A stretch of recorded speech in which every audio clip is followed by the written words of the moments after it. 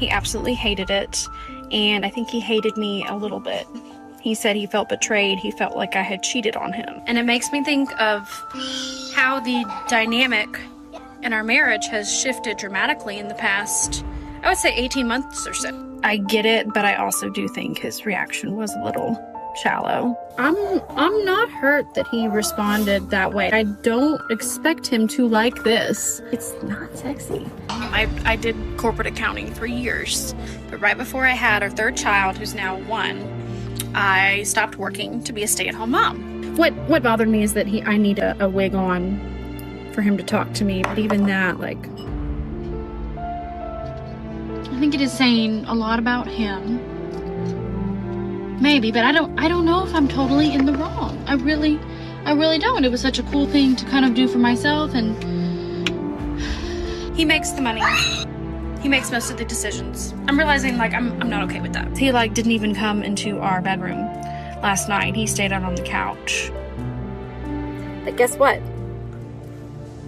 We're gonna do marriage counseling, finally. I did not recognize or educate myself about things that I could possibly slip into, like feeling isolated, not taking care of myself properly. Before I went to bed, I told him that I loved him and that he won't understand, he can't understand, and that's okay. And he didn't say I love you back, but that's okay.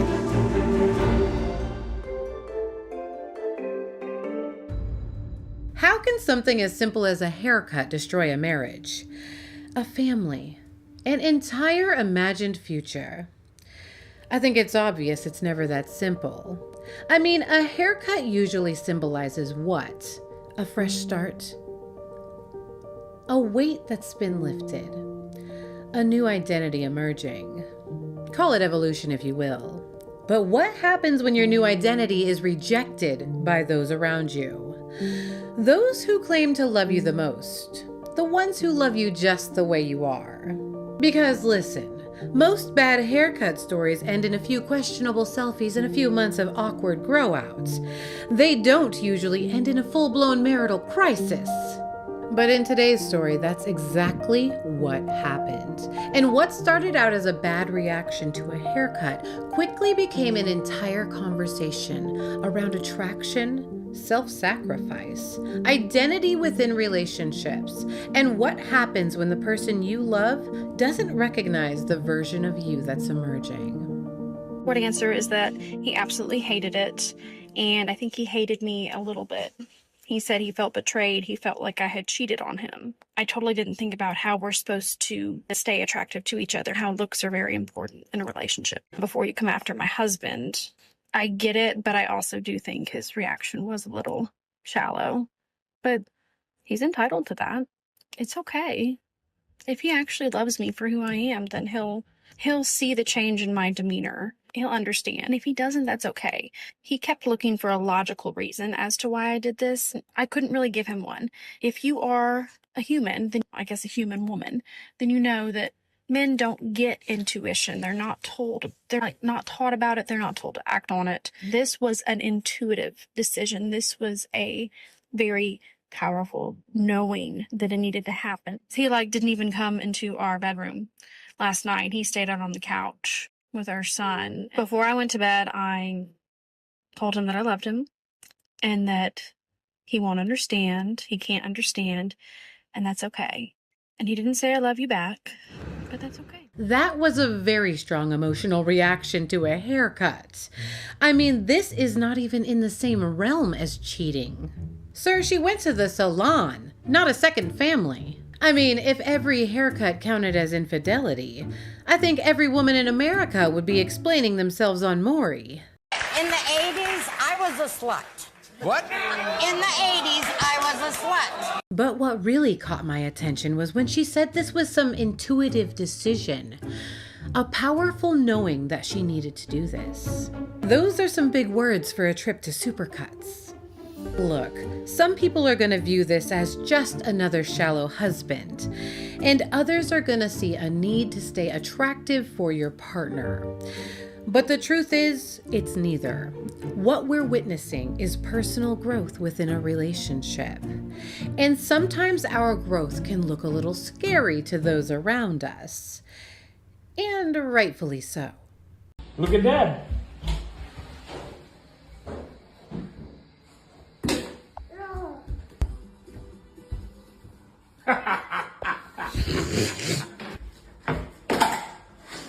No. This is what I looked like before I got my hair cut, and this is after.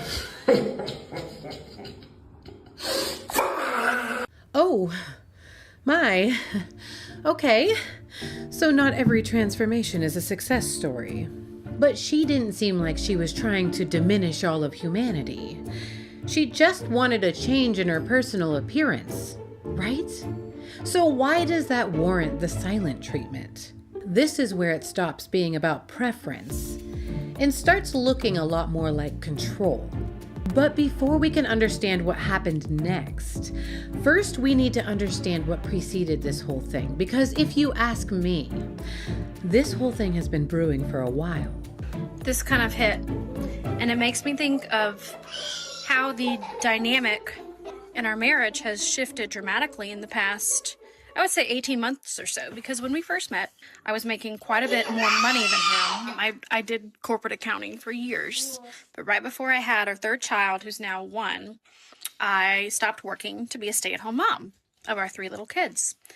And that coincided with him changing jobs and making quite a bit more money. I mean, it didn't make a ton of sense for me to quit working, but my job was so incredibly stressful at that point that we decided that, you know, I would be home with the kids and be kind of a mental health break. Gradually, of course, the dynamic has shifted with he makes the money.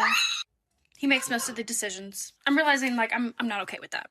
My first instinct is not to be like, oh, let me get rid of him, because I don't think running away from something that you could potentially help you evolve as a person. And I do love him. I do care about him. All that to say, I've tried the stay-at-home mom thing, and I wouldn't trade that for the world. But what I would trade is the feeling or the lack of conversation around how the money would be handled, kind of our roles. And on the flip side, it's a tremendous amount of pressure on him, you know, suddenly having to support 5 people. These are the choices that I made, and I believe that I'm here for a reason, and I'm in this relationship, and I'm a mother to these children for a reason. A divorce, I don't think a divorce would really solve anything, because we both need to mature, and I think we're both meant to make each other mature. Are we sure she didn't pull her hair out? I mean, I'm sure those children are sweet, but... So this is about loss of self, feeling invisible, burnout, overwhelm, and the result of not having made a single decision for yourself in years. And just like that, this dramatic haircut makes perfect sense. Listen, if it were me, I would have just took a small therapeutic trip to Hawaii. I'm actually there right now. In spirit. So if all that's needed is a conversation, then what's stopping this couple from just getting through this together? Oh yeah, he won't talk to her. I remember the main thing that I wanted to say. Clearly, I gave way too many intimate details, and I'm a little bit embarrassed about that. But I also think it's cool that we can see what other people are going through. No, it may not be the most appropriate, but also, you know, having people comment certain things and like just getting all of these different perspectives. You're not going to find that anywhere else except the internet. Like, I definitely got caught up in my response videos. That's embarrassing that I got so caught up in my own drama and I felt the need to explain or justify or talk about how hurt I was. But the funny thing is, like, 12 hours later or whatever, I'm like, I'm not hurt that he responded that way. I don't expect him to like this. It's not sexy. It's not sexy at all.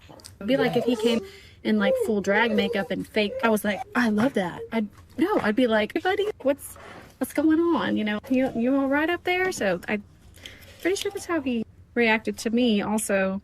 What bothered me is that I need a wig on for him to talk to me. But even that, like, also in hindsight, I wish I would have had a conversation with him, because I value communication, and we've had far too little of it in the last few years with me having babies so close together. I did not recognize or educate myself about things that I could possibly slip into, like feeling isolated, not taking care of myself properly. So we had some conversations last night, thankfully, finally, once I had the wig on, LOL.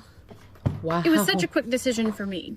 And that's why I didn't have a conversation with him initially. Listen, I think it's natural to want to talk to somebody when you're going through things. And when you have nobody, well, the internet it is. And if you're really lucky, you'll find people who understand you and the way you show up in the world. And personally, I think she's rocking this haircut. But if she doesn't find it flattering, then why did she do this? Well, she just told us. It'd be like if he came in like full drag makeup and fake. I was like, I love that. I'd be like, hey buddy, what's going on? You know, you all right up there? So it's clear this has got to be what she wants from him, right? But agreeing to wear a wig so that your spouse will speak to you? I doubt that was in their wedding vows. For better or worse, in sickness and in health. In long hair, or you better get a wig, apparently. So what happens if we're forced to bottle up who we are? It's still just shock, and it's not like I'm really even letting him see this haircut. I'll wear a wig or a bonnet at home. Because he literally won't talk to me, and he has made the comments about me being, you know, lesbian, you know, even though we have 3 very little kids. And like, but, What? I mean, that's not...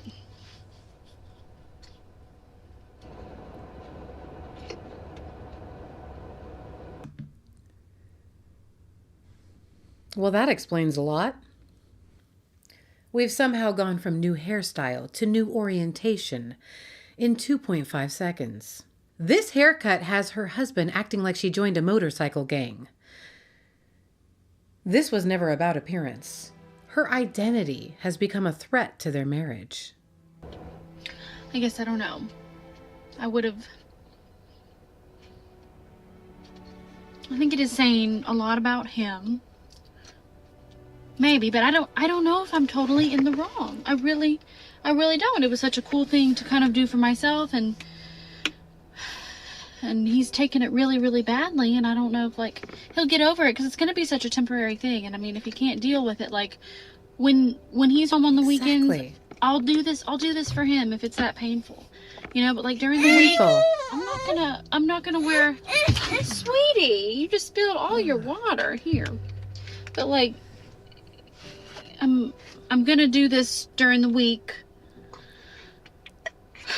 I guess until it grows, you know, to an acceptable length for him. Feels so wrong, doesn't it? And I don't know. Maybe he's just a shallow guy. You know, like. I guess he can have very good qualities, but then like the attraction thing is huge, and that is why, you know, we got together in the first place, and I get that. I totally get it. But like there are some women on here talking about like my partner would like still love me so much, like if I did something like this, or like they would still call me beautiful, whereas mine can't even speak to me. So like, I don't want to cry, but like it's very sucky. And I'm not saying he has to like how I look. He doesn't. It's masculine. It does look like I've gone to the other side, like I should drive a Subaru instead of my mom SUV full of car seats, you know.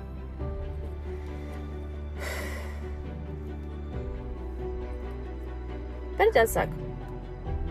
But guess what? We're gonna do marriage counseling, finally. Finally, we've talked about doing it before, but, you know, maybe this is the catalyst. Is that the right word? I don't know, but I like the word catalyst. I probably will never use it right, ever. Are you talking on the phone? But anyway, very long-winded, but God. well, So cute. we'll see. This is a cool part. I say cool. This is a cool part of my life because I'm like making some of my own decisions about my own body. Wow. Crazy. And you know, anyone who has dealt with SA in their past, as I have from a very young age. There it is. I mean, I probably am still holding on to a lot of that. Hey, sweet. But anyway, sorry I'm so long-winded. I still don't sleep much through the night, and so I think my speech is still kind of delayed because of that. But anyway, thank you. Listen, the lesson from this one is something that no one teaches you about long-term partnerships. Over the course of time, you're both going to evolve into many different versions of yourself. Some versions are easy to love. Some will stretch you, and some you won't even recognize. You'll be asked to choose each new version of each other again and again and again. It's really a beautiful thing. But in the unfortunate event that your partner cannot accept your growth, if your partner rejects this version of you, don't buy a wig. Don't hide who you're becoming. Choose yourself.